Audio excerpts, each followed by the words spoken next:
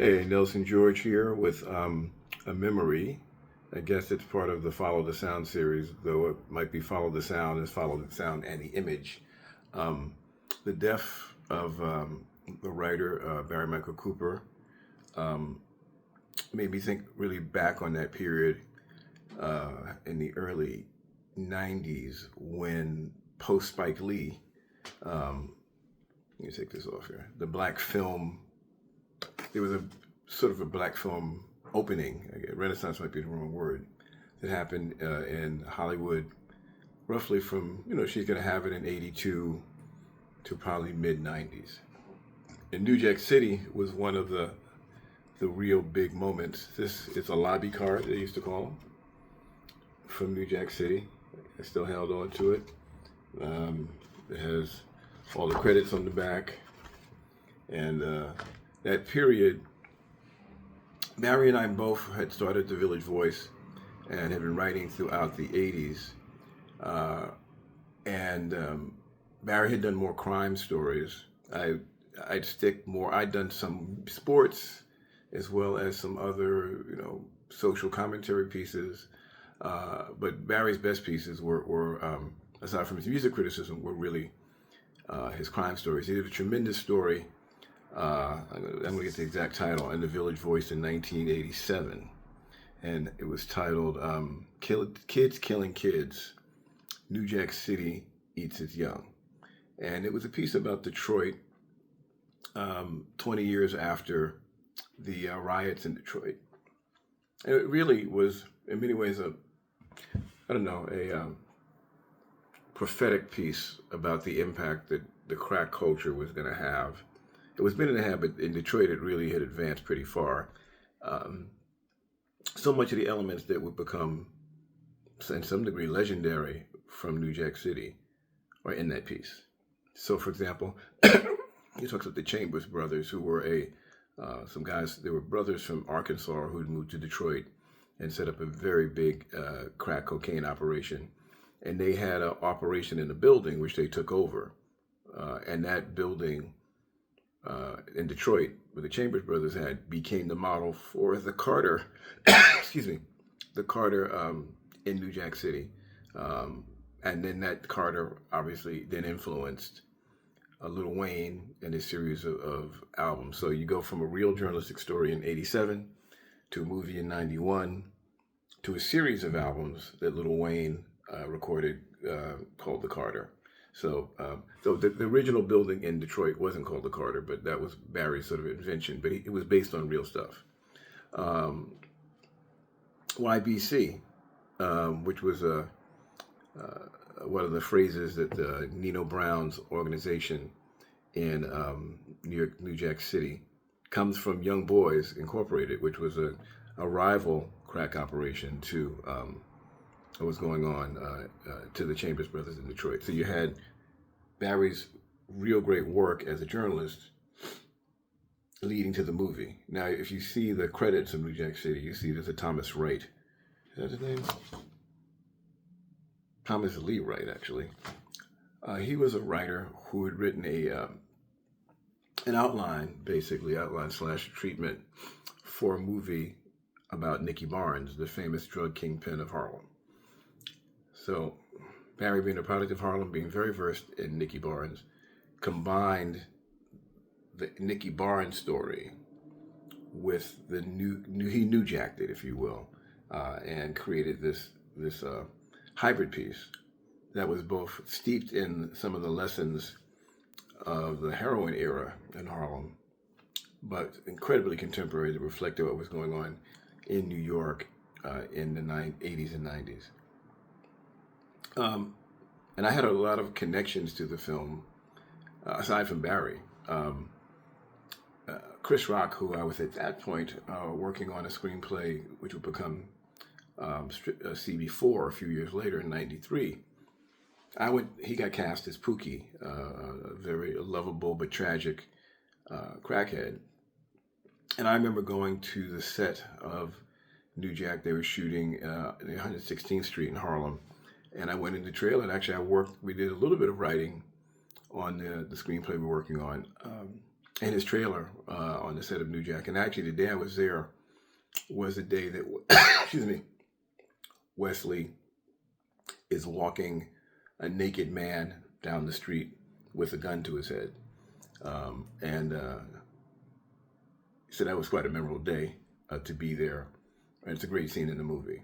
I knew Wesley very well because Wesley was a neighbor in Fort Greene.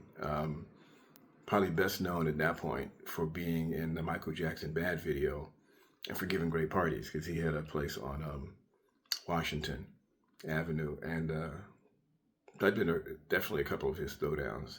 But he also was just, a figure in the neighborhood. We knew he was a talented actor. And obviously, Nino Brown would take him to the next level.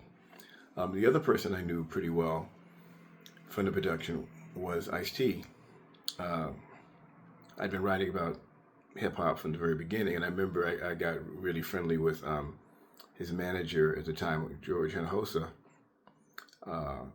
and Ice, who was, kind of a brilliant guy in his own, he was, quote-unquote, wrapped up in the gangster rap ethos in terms of how people perceived him, but such a smart guy. And so, now there's people who have no idea that, he's been a cop on TV so long in the Law and Order franchises that people really forget that New Jack City, where he played the cop, Scotty, was his real transition from being a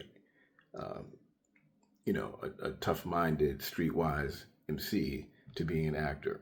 So I knew all those guys, and I was very, proud of them for making this movie.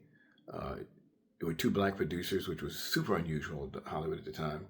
The late George Jackson and Doug McHenry, and they had done Crush Groove. Had been involved with Crush Groove before that, and so they were comers. And this was again this era of this kind of post-Spike era of black film. There was a lot of opportunity. In fact, while I was hanging out around Chris and the set on and off, I was also part of a team that was doing a movie called Strictly Business that shot in '91 and came out later that year. And it was also through Warner Brothers.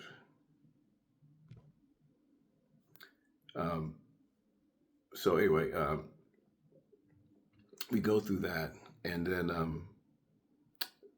I'm hanging out in LA in March 2000. It's March 8th, 1991, actually.